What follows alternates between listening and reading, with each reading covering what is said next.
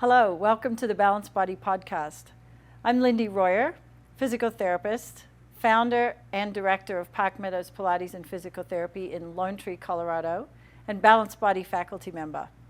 I'm here today with my friend Mary, and Mary's going to help us give you some modifications for wrist issues. We encounter this all the time in Pilates, and Pilates is one of those regimes, disciplines where we do quite a bit of weight bearing through the arms, not something that we do a lot in everyday life. So overcoming wrist issues is really important so that we can perform quadruped or even more advanced weight bearing exercises through the arms without causing pain or discomfort in the wrists.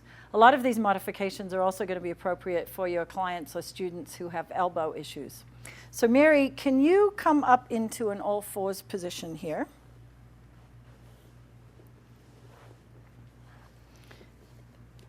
Thank you. And so, as we know, we're looking for a neutral or optimal spine position when we're in quadruped, with the knees directly underneath the hips and the wrists, the back of the wrists or the heel of the hand directly underneath the shoulders. One of the things that happens in this position, and thank you, Mary, that was beautiful. One of the things that happens in this position is that without shoulder girdle support and without the support of the core, we tend to just let everything sink into the wrists. So can you just let everything go and just allow yourself, exactly. So what Mary just did was she just let everything kind of sink into her wrists, and she's probably right now feeling quite a bit more wrist compression than she was. So one of the ways that we can avoid this is just to give the image of lifting the sternum just behind the sternum up toward the ceiling, and also imagining that we are lifted or supported by some kind of a sling or a hammock between the rib cage and the pelvis. This is going to allow the core and the shoulder girdle to bring a little bit more lift, if you will, off the wrists and the hands. Mary's gaze is going to go just to the front of the fingertips. So if you will just nod your head a little bit. So by aligning the head, we're also allowing a little more distribution into the shoulder girdle without too much cervical extension. So Mary's able to accomplish this, but many of our clients are not able to get to this position without still experiencing wrist compression. So we're going to use a couple of props to see if we can further decompress the wrist. So Mary, I'm going to grab a couple of half foam rollers here. So these are just simple half foam rollers, and if we bring Mary's fingertips as far forward as possible, you can see that that tends to open up the back of the wrist a little bit. This also brings her shoulder girdle a little bit higher.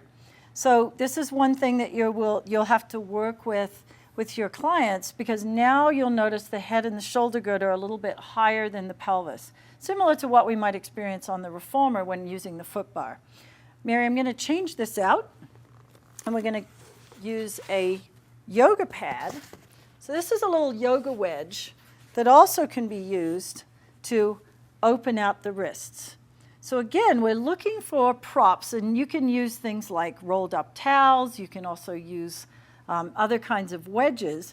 So you can find other things than the props that I'm showing you, but these props tend to work really well, and we've been using them in the studio for quite a few years. So again, you can see that she's opening up the wrist. Now, one of the things that you might find with using the yoga wedge is that that extension of the fingertips may cause too much of a stretch response or discomfort in the forearm. So this is one to also use with caution, but just know that it is an option. Thank you. So next, we're going to pull out the big guns. Mary is going to rest her forearms on top of the box. So if you're not able to align your client comfortably using the hands down on support, putting the forearms on a box is a great option. At home, they can use something like an ottoman or a firm table. And notice here that Mary's now able to still weight bear through her upper extremities. However, she's not taking any weight into her wrists. We're still going to allow her that lovely sense of lifting from behind the sternum, length through the spine, and support through the lower abdominals. So Mary, from here, can you slide one leg back for me? And then lift it up and lower it down and bring it in. Good. And then slide the other leg back. And so you can see that we're able to do just our basic quadruped very comfortably without having any wrist compression. I'm going to show you one more option, which is a little bit more of a stability challenge, and that's using an egg, similar to a ball. So this is an egg shape. What's nice about the egg is it doesn't challenge stability quite as much laterally as the ball does, but still is giving Mary quite a challenge in terms of maintaining her support in this position on her forearms. So for your more advanced students, this is a really nice option, either using an egg or a ball, because they're going to get a nice stability challenge while still avoiding wrist compression. Next, we're going to have a look at some modifications using the reformer and some things that we can do with the foot bar. So here we have Mary in a quadruped position. We have the infinity bar, and she's set up for reverse abdominals. This is an exercise that we traditionally do with the hands down on the frame, but since we're avoiding wrist compression, this is perfectly fine to do using the infinity bar.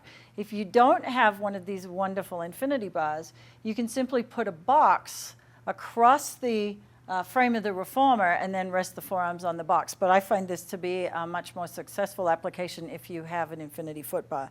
So we have Mary back in her ideal spine alignment. She's supported through her center. She's wide and supported across the shoulder girdle. So as you inhale, just give yourself a little bit of a lift there and allow the crown of the head to lengthen. Very nice, good. And then she's going to be moving from the hip joint. So I like to just give a reminder of where those hip creases are in the front. And Mary, if you could take a breath in, and then as you exhale, can you pull your knees toward the foot bar, and then inhale as you send your knees away. Good. And exhale as you pull in, and inhale as you slowly return. Good. So we're looking for maintaining the alignment in the head, neck, and shoulders. Good. And see if you can get just, that's it, perfect, right there, don't go any further. And back, good, and one more right there, good, and back. Now we'll have a look at foot bar at the traditional end of the reformer for a couple of more modifications.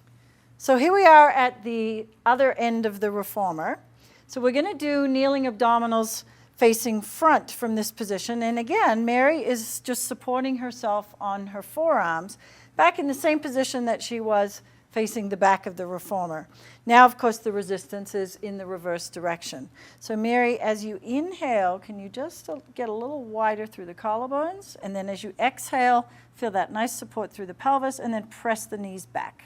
Okay. Yep.